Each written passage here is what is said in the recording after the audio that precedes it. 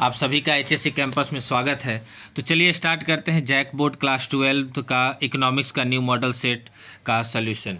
तो देखिए, जैसा कि क्वेश्चन आप देख रहे हैं, पहला क्वेश्चन है उपयोगिता का गणनावाचक दृष्टिकोण किसके द्वारा प्रस्तुत किया गया है। तो उपयोगिता का गणनावाचक दृष्टिकोण मार्शल के द्वारा प्रस्तुत किया गया था। तो पहला का ऑप्शन होगा ए। अगला है किस समयावधि में उत्पादन के सभी साधन परिवर्तनशील होते हैं। तो ये होगा दीर्घकाल।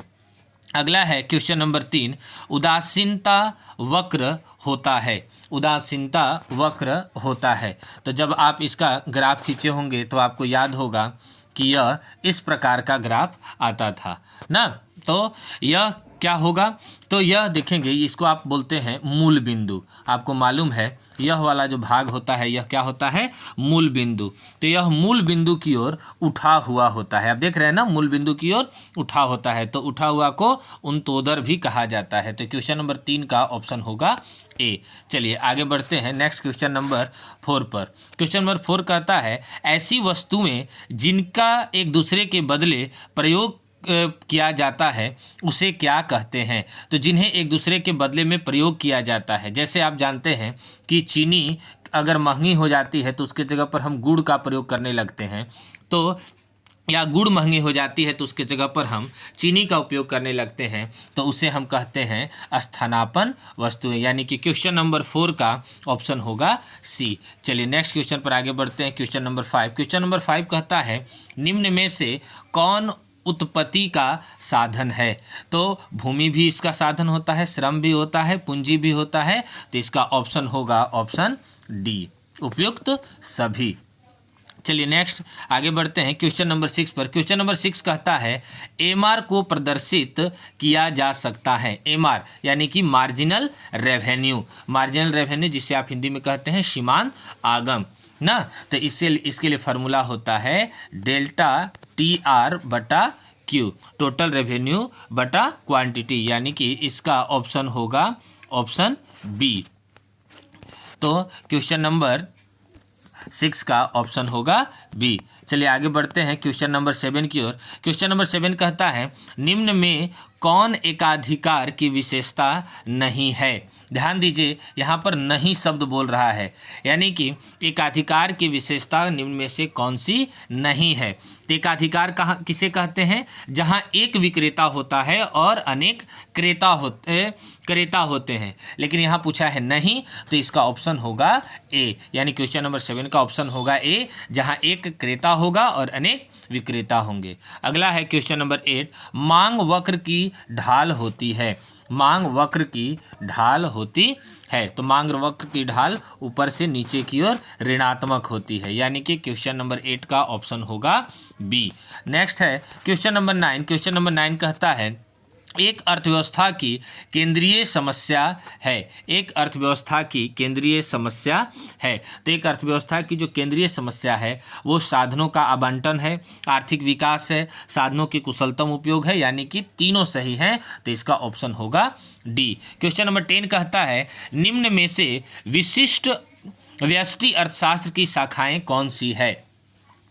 वस्तु कीमत निर्धारण, साधन कीमत निर्धारण, आर्थिक कल्याण या उपयुक्त सभी। तो क्वेश्चन नंबर 10 का ऑप्शन होगा डी। क्वेश्चन नंबर 11 पूछता है पूर्ति बेलोचदार होती है। पूर्ति बेलोचदार होती है। तो यह अति अल्पकाल में। यानी क्वेश्चन नंबर 11 का ऑप्शन होगा ए। क्वेश्चन नंबर 12 कहता है निम्नलिखित में कौन उत्पत्ति का साधन नहीं है, जिससे आप किसी चीज़ का उत्पादन कर सकते हैं। तो भूमि से हम लोग किसी चीज़ का उत्पादन करते ही हैं, श्रम से करते ही हैं, पूंजी तो जरूरत ही है। यानी कि इसका ऑप्शन होगा सी, यानी कि मुद्रा। क्वेश्चन नंबर 12 का ऑप्शन होगा सी। चलिए हम आगे बढ़ते हैं क्वेश्चन नंबर 13 में। 13 कहता है माइक्रोज किस भाषा का शब्द है। माइक्रोज किस भाषा का शब्द है। तो इसका ऑप्शन होगा ग्रीक। चाहे माइक्रोज कहे या मैक्रोज कहे ना, व्यष्टि या समष्टि, ये दोनों का जो अंग्रेजी है यह ग्रीक भाषा से आया हुआ है ना। क्वेश्चन नंबर 14 आर्थिक समस्या मूलतः किस तथ्य की समस्या है। ना।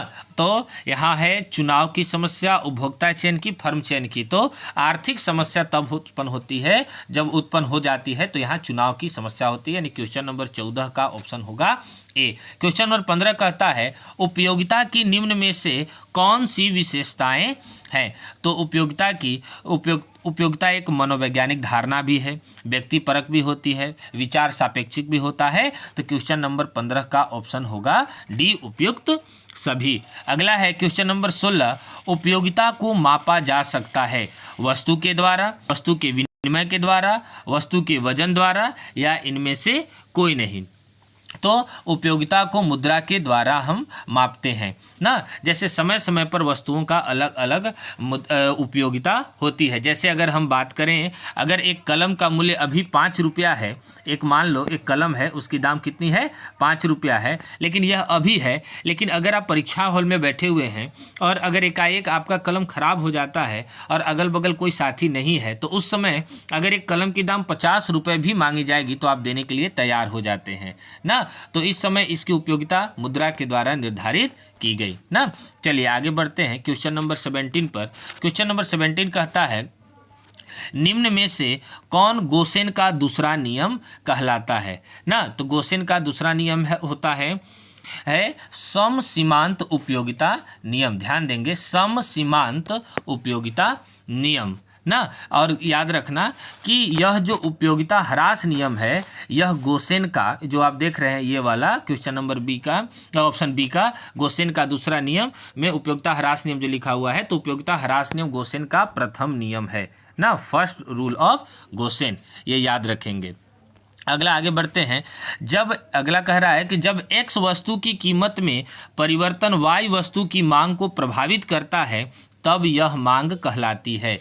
जब एक्स वस्तु की कीमत में परिवर्तन वाई वस्तु की मांग को प्रभावित करता है तब यह मांग कहलाती है। तो कीमत मांग, तिरछी मांग, आय मांग, या इनमें से कोई नहीं। तो क्वेश्चन नंबर 18 का देखिए यहाँ ऑप्शन गलत है। यहाँ इनमें से कोई नहीं देना चाहिए था, बल्कि यहाँ ये सभी देना चाहिए था। तो ऑप्शन ये भी सही है, ये भी सही है और ये भी सही है ना। क्वेश्चन नंबर अगला क्वेश्चन है उत्पादन फलन में उत्पादन किसका फलन है। ध्यान से समझेंगे, उत्पादन फलन में उत्पादन किसका फलन है। तो इसका आंसर होगा ऑप्शन बी, उत्पत्ति के साधनों का। नेक्स्ट है क्वेश्चन नंबर 20, मौद्रिक लागत में निम्न में से किसे सम्मिलित किया जाता है।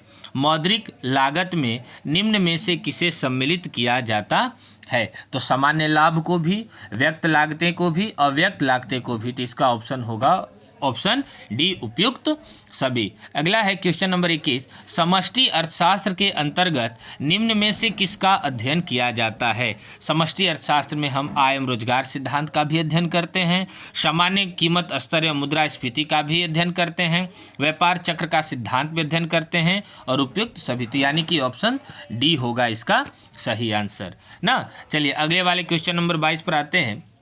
पूंजी के स्टॉक की वृद्धि कहलाती है। पूंजी के स्टॉक की वृद्धि कहलाती है। तो इसका ऑप्शन होगा ऑप्शन सी, पूंजी निर्माण। नेक्स्ट क्वेश्चन पर हम आगे बढ़ते हैं। क्वेश्चन नंबर 23 कहता है, ध्यान दीजिए, प्रवाह के अंतर्गत निम्न में से कौन शामिल है। प्रवाह के अंतर्गत निम्न में से कौन शामिल है। उपभोग, आय, निवेश या उपयुक्त सभी। तो यहाँ हमारा ऑप्शन होगा उपयुक्त सभी। आगे बढ़ते हैं क्वेश्चन नंबर 24 पर। क्वेश्चन नंबर 24 कहता है प्राथमिक क्षेत्र में सम्मिलित होता है। तो आप जानते हैं कि वे क्रियाएं जो सीधे से प्रकृति से प्राप्त होते हैं उन्हें प्राथमिक क्षेत्र कहते हैं। तो इसका ऑप्शन होगा ए, यानी कि कृषि। अगला क्वेश्चन नंबर 25 कहता है NNP-MP निम्न में से किसके बराबर होगा।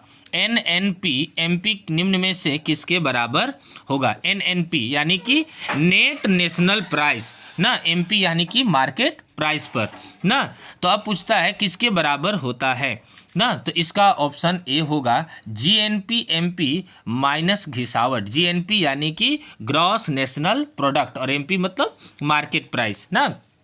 क्वेश्चन नंबर 26 पर आगे बढ़ते हैं। राष्ट्रीय आय में निम्न में से किसे शामिल किया जाता है? राष्ट्रीय आय में निम्न में से किसे शामिल किया जाता है? ऑप्शन डी है लगान, मजदूरी, वेतन, ब्याज, लाभ ना। अगला है क्वेश्चन नंबर 27। एक अर्थव्यवस्था में कौन सा क्षेत्र सम्मिलित होता है? एक अर्थव्यवस्था में कौन सा क्षेत्र सम्मिलित होता है? तो प्राथमिक, द्वितीयक और तृतीयक सभी, यानी कि उपयुक्त सभी ना। आगे बढ़ते हैं हम लोग क्वेश्चन नंबर 28 पर। क्वेश्चन नंबर 28 कहता है राष्ट्रीय आय की गणना निम्न में से किससे सम्मिलित नहीं किया जाता है? तो राष्ट्रीय आय की गणना में हम लोग पुरानी वस्तुओं का क्रय विक्रय, मध्यवर्ती वस्तुओं, यानी कि ऑप्शन सी होगा, ए और बी दोनों। अगला कहता है क्वेश्चन नंबर 29, आरबीआई का राष्ट्रीयकरण किस वर्ष हुआ? तो आरबीआई का राष्ट्रीयकरण 1949 में हुआ। जबकि एक और बात आप याद रखेंगे कि इसकी स्थापना 1 अप्रैल 1935 में हुई थी ना। अगला आता है क्वेश्चन नंबर 30, किन्स के अनुसार अर्थव्यवस्था में आय एवं रोजगार का संतुलन स्तर कहाँ स्थापित होगा? तो किन्स का आप देखेंगे, एक ग्राफ आप बना लीजिए, आप उसका ग्राफ के बारे में आपको समझ में आ जाएगा। ग्राफ से जो किन्स के हिसाब से था ना, उसमें क्या होता है कि जब समग्र मांग ना इस प्रकार से होती है, समग्र मांग एग्रीगेट डिमांड, यानी कि जिसे आप एडी से डिनोट करते हैं ना, और ये वाली लाइन जिसे आप समग्र पूर्ति कहते हैं, एग्रीगेट सप्लाई, जिसे हम एएस कहते हैं ना। तो संतुलन तब होता है जब ये वाला जो पार्ट जहाँ ये दोनों ग्राफ कटते हैं, दोनों ग्राफ के जो लाइन है कटते हैं, तो हम उसे कहते हैं कि संतुलन स्तर है, यानी कि क्वेश्चन नंबर 30 का ऑप्शन होगा सी। आगे बढ़ते हैं क्वेश्चन नंबर 31 पर। 31 कहता है किन्स ने अर्थव्यवस्था में न्यून मांग की दशा को किस नाम से पुकारा है? तो 31 का ऑप्शन होगा बी, अपूर्ण रोजगार संतुलन। अगला है 32, पंजाब नेशनल बैंक निम्न में से क्या है? तो जितने भी बैंक हैं, एक आरबीआई को छोड़ दें तो बाकी सारे के सारे बैंक, चाहे किसी भी बैंक का नाम क्यों ना हो, चाहे स्टेट बैंक हो, बैंक ऑफ इंडिया हो, किसी का नाम हो, तो सभी के सभी कौन सी बैंक है? व्यापारिक बैंक, यानी 32 का ऑप्शन होगा ए। आगे बढ़ते हैं क्वेश्चन नंबर 33, साख मुद्रा का विस्तार होता है जब नगद कोष अनुपात। साख मुद्रा, जैसे आप जानते हैं कि जब आपके पास पैसे की कमी होती है तो आप किसी से ऋण लेते हैं, तो नगद कोष का अनुपात क्या होने लगता है? आपके पास घटता है ना। तो 33 का ऑप्शन होगा ए। 34 कहता है निम्न में से किस वर्ष भारत में व्यावसायिक बैंकों का राष्ट्रीयकरण हुआ? तो 34 का ऑप्शन होगा सी, 1969 में ना। आगे बढ़ते हैं क्वेश्चन नंबर 35 में। क्वेश्चन नंबर 35 कहता है मुद्रा पूर्ति का नियमन कौन करता है? मुद्रा पूर्ति का नियमन कौन करता है? तो इसका ऑप्शन होगा रिजर्व बैंक ऑफ इंडिया, यानी कि ऑप्शन सी। अगला 36 कहता है प्राथमिक घाटे को व्यक्त किया जाता है। प्राथमिक घाटे को व्यक्त किया जाता है, तो प्राथमिक घाटे को राजकोषीय घाटा ब्याज भुगतान से व्यक्त किया जाता है ना, यानी कि 36 का ऑप्शन होगा सी। 37 कहता है निम्न में से कौन एक कर प्राप्तियां नहीं है? तो आयकर आप जानते ही हैं, सीमा शुल्क, निगम कर सब हैं, जबकि फीस नहीं है, यानी 37 का ऑप्शन होगा डी। 38 निम्न में से असंतुलित बजट है? अतिरेक बजट, घाटे का बजट, ए और बी, या इनमें से कोई नहीं। तो 38 का होगा ऑप्शन सी, ए और बी दोनों ना। आगे बढ़ते हैं क्वेश्चन नंबर 39 पर। 39 कहता है जिस कर प्रणाली में करों की दर आय वृद्धि के साथ साथ घटती जाती है उसे क्या कहते हैं? तो उसे हम प्रतिगामी कर प्रणाली कहते हैं, यानी 39 का ऑप्शन होगा सी। अगला है क्वेश्चन नंबर 40। 40 कहता है भुगतान शेष के अंतर्गत निम्नलिखित में से कौन सी मदें सम्मिलित होती है? तो दृश्य मदें भी होती है, अदृश्य मदें भी होती है, पूंजी अंतरण भी होती है, और उपयुक्त सभी भी होती है। उपयुक्त सभी ही होगा, यानी 40 का ऑप्शन होगा डी। तो इसमें इतना ही। जल्द ही हम नेक्स्ट मॉडल सेट के साथ तुरंत से उपस्थित होते हैं आप सभी के बीच।